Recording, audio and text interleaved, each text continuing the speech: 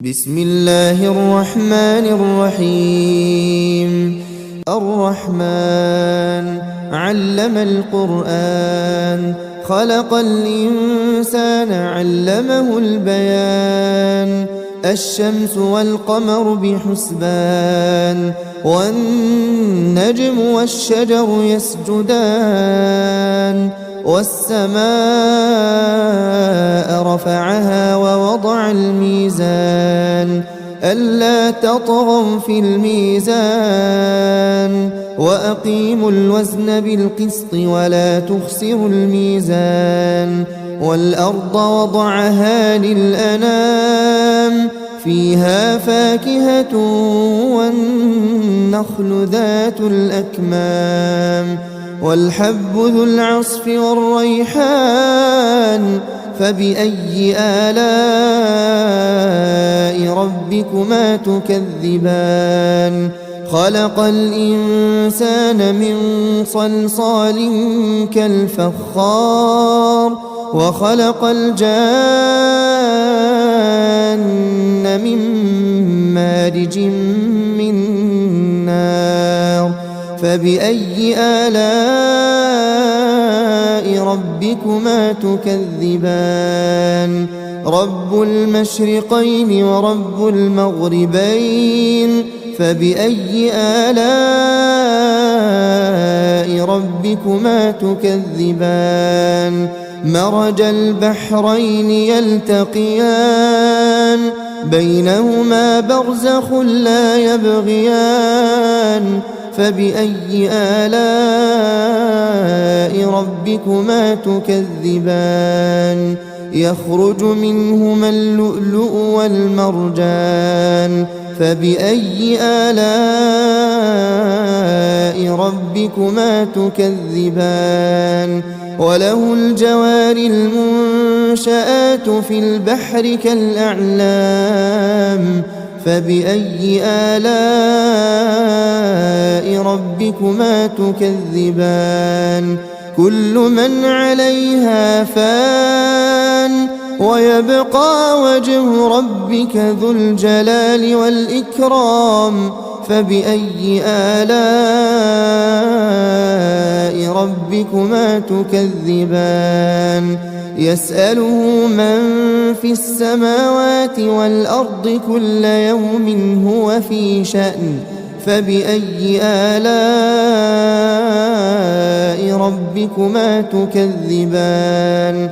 سنفرغ لكم أيها الثقلان. فبأي آلاء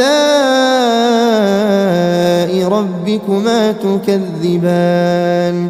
يا معشر الجن والإنس إن استطعتم أن تنفذوا من أقطار السماوات والأرض فانفذوا، لا تنفذون إلا بسلطان. فبأي آلاء ربكما تكذبان؟ يرسل عليكما شواظ من نار ونحاس فلا تنتصران. فبأي آلاء ربكما تكذبان؟ فإذا انشقت السماء فكانت وردة كالدهان. فبأي آلاء ربكما تكذبان؟ فيومئذ لا يسأل عن ذنبه إنس ولا جان. فبأي آلاء ربكما تكذبان؟ يعرف المجرمون بسيماهم فيؤخذ بالنواصي والأقدام. فبأي آلاء ربكما تكذبان؟ هذه جهنم التي يكذب بها المجرمون، يطوفون بينها وبين حميم آن. فبأي آلاء ربكما تكذبان؟ ولمن خاف مقام ربه جنتان فبأي آلاء ربكما تكذبان ذواتا أفنان فبأي آلاء ربكما تكذبان فيهما عينان تجريان فبأي آلاء ربكما تكذبان فيهما من كل فاكهة زوجان فبأي آلاء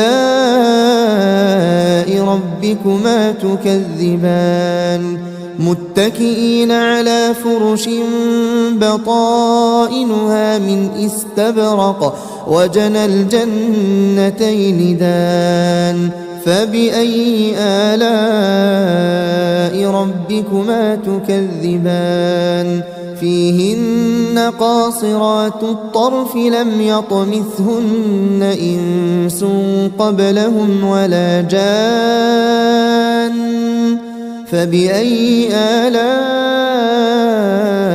ربكما تكذبان كأنهن الياقوت والمرجان فبأي آلاء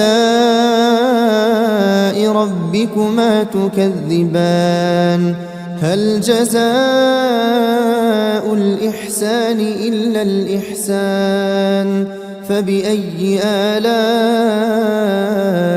ربكما تكذبان ومن دونهما جنتان فبأي آلاء ربكما تكذبان مدهامتان فبأي آلاء ربكما تكذبان فيهما عينان نضاختان فبأي آلاء ربكما تكذبان فيهما فاكهة ونخل ورمان فبأي آلاء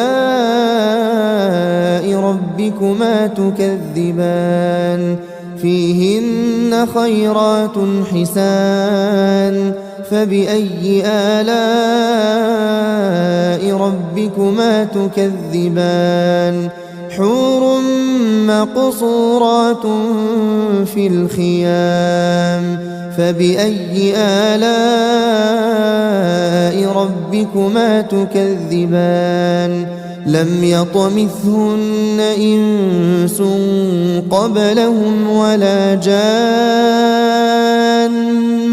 فبأي آلاء